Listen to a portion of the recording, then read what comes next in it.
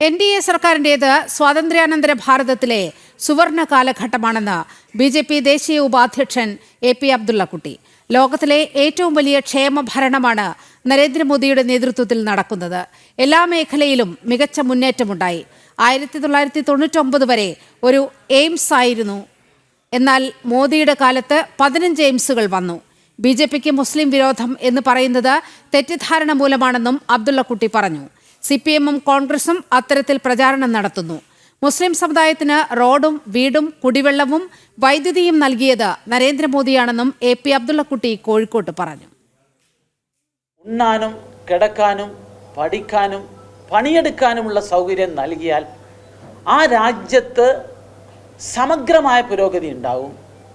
അതിൻ്റെ ഏറ്റവും വലിയ തെളിവ് ഒരുപക്ഷെ നരേന്ദ്രമോദിയുടെ ഈ സുവർണകാലത്തെ ഏറ്റവും വലിയ നേട്ടം ദാരിദ്ര്യരേഖയ്ക്ക് മുകളിലേക്ക് 25 കോടിയിലധികം ആളുകളെ ഉയർത്തിക്കൊണ്ടുവരാൻ സാധിച്ചു എന്നുള്ളതാണ്.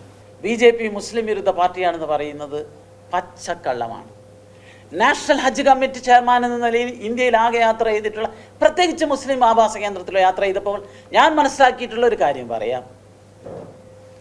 വടക്കേ ഇന്ത്യയിൽ മോദി സർക്കാർ, യോഗി സർക്കാർ വരുന്നതിന് മുമ്പ് വരെ കോൺഗ്രസിൻ്റെ സുവർണകാലത്ത് പോലും ഒരു ടാറിട്ട റോഡ് ചെന്ന് അവസാനിക്കുന്നിടത്ത്, ഒരു കുടിവെള്ള പദ്ധതി ചെന്ന് അവസാനിക്കുന്നിടത്ത്, ഒരു വൈദ്യുതി ലൈൻ ചെന്ന് അവസാനിക്കുന്നിടത്താണ് മുസ്ലിങ്ങളുടെ ഇരുണ്ട കോളനികൾ. ആ കോളനികളിൽ വൈദ്യുതി എത്തിച്ചത് യോഗി ആദിത്യനാഥാണ്, നരേന്ദ്രമോദിയാണ്.